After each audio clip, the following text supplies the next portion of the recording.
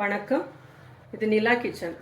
இன்றைக்கி நம்ம சோளம் வச்சு ஒரு குழி பணியாரமும் இட்லியும் பண்ண போகிறோம். எப்படி பண்ணலான்னு பார்ப்போம். இது குழி பணியாரம் மட்டும் இல்லை, இட்லி தோசை எல்லாத்துக்குமே ஒரே மாவு தான். இதை வச்சு நம்ம பண்ணலாம். ரொம்ப ஹெல்த்தியும் கூட, ரொம்ப டேஸ்ட்டாகவும் இருக்கும். இட்லியும் வந்து ஒரே காம்பினேஷனாலும் ரொம்ப சாஃப்டாகவே இருக்கும். அதுக்கு ஒரு கார சட்னி, ஒரு சாம்பார், ஒரு சட்னி எதுனாலுமே நல்லாயிருக்கும். நீங்கள் செஞ்சு பாருங்கள். செஞ்சு பார்த்துட்டு எப்படி இருக்குன்னு சொல்லுங்கள். இப்போ அதுக்கு முன்னாடி நம்ம வீடியோவுக்கு போகலாம். எப்படி என்ன பண்ணலான்னு பார்க்கலாம் வாங்க. 1 கப்பு இட்லி அரிசி, ஈக்குவல் குவான்டிட்டி ஒரே கப்பில் வெள்ளைச்சோளம் 1 ½ கப்பு உளுந்து. இதை நல்லா கழுகி ஒரு 4 மணி நேரம் ஊற வச்சுருவோம். தனியாக ஊற வச்சுருங்க. சோளமும் அரிசியும் ஒன்றாவே ஊற வச்சிடலாம். இப்போ இதை அரைச்சிட்டு வந்துடும். மாவு அரைச்சாச்சு. நல்லா ஸ்மூத்தாக நல்லா இதேமாரி அரைச்சிடுங்க. தேவையான அளவு உப்பு போட்டுடுங்க. உப்பு போட்டு ஒரு 8 மணி நேரம் புளிக்க வச்சுருங்க. புளிச்சதுக்கப்புறமா இதை சுட்டு எடுத்துடலாம். அரைச்சி வச்சுருக்கிற மாவு ரெடி ஆயிடுச்சு. 8 மணி நேரம் நல்லா புளிச்சாச்சு.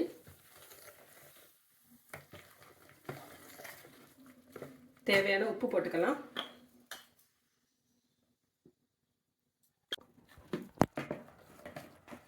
மாவு நல்லா கலந்து விட்டுடுங்க. இந்த மாவை வந்து கொஞ்சம் நிறையவே இருக்குது. நாங்கள் இப்போ தேவைக்கு எடுத்துக்கிடுவோம்.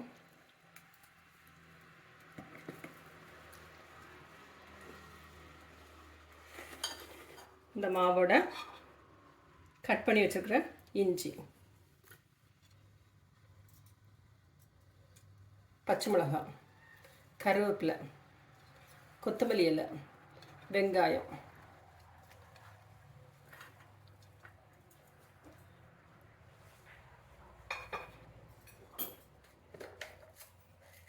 இதோட ஜீரகம்,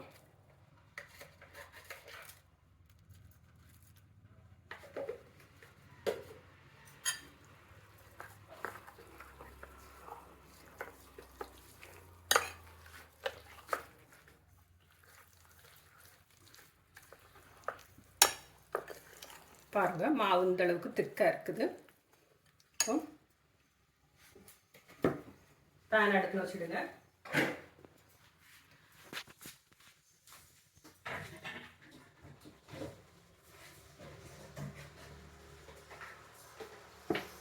நல்லெண்ணெய் விட்டுடுவோம்.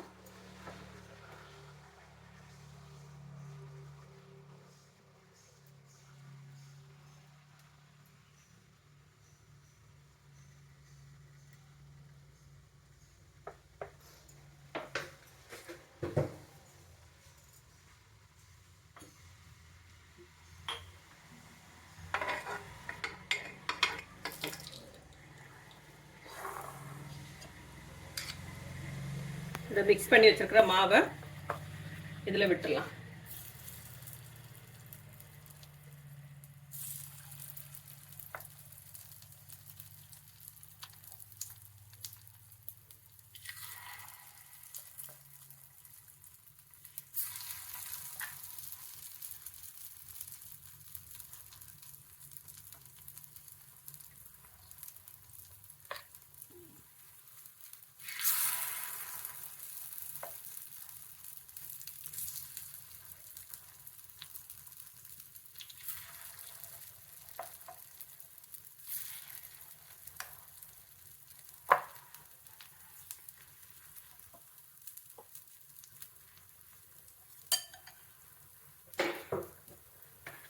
கொஞ்சம் எண்ணெய் விட்டுடுங்க.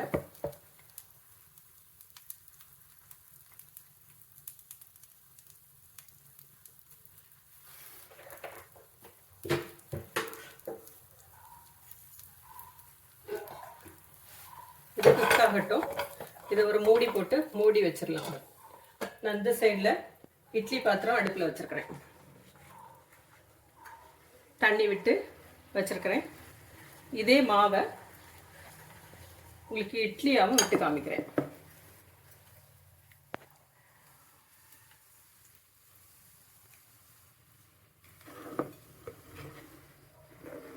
இட்லி பாத்திரம் சூடாயிடுச்சு.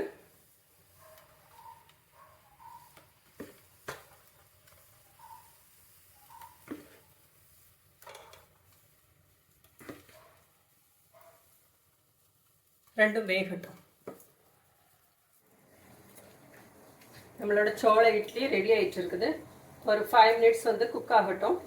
நம்ம அதுக்குள்ள இந்த பணியாரத்தை பார்த்துடலாம். இது வெந்ததுக்கு அப்புறமா திருப்பி போட்டுடுங்க.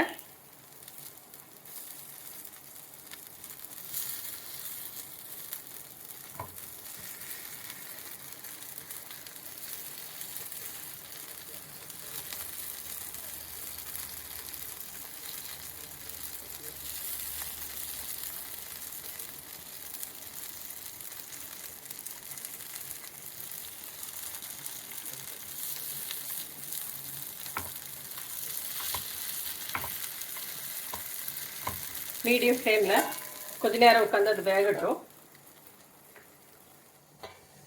பணியாரம் ரெடி ஆயிடுச்சு. சோள பணியாரம் குக் ஆயிடுச்சு.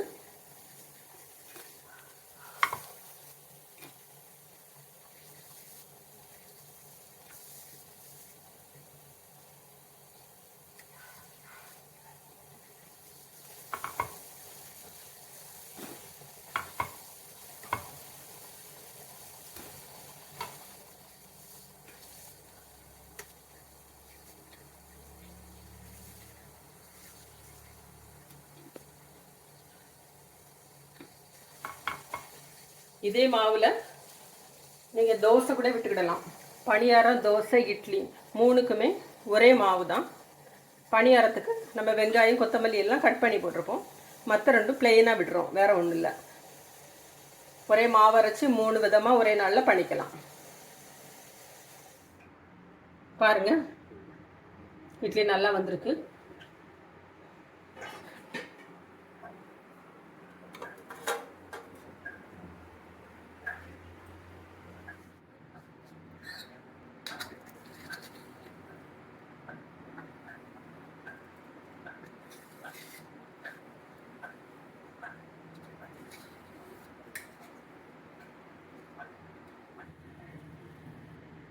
தெரியுதா?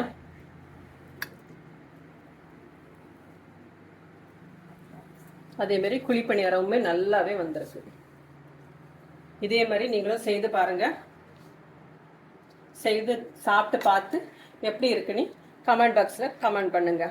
இந்த இட்லி, குழி பணியாரம், அதுக்கு தேங்காய் சட்னியும் கார சட்னியும் பண்ணியிருக்கேன்.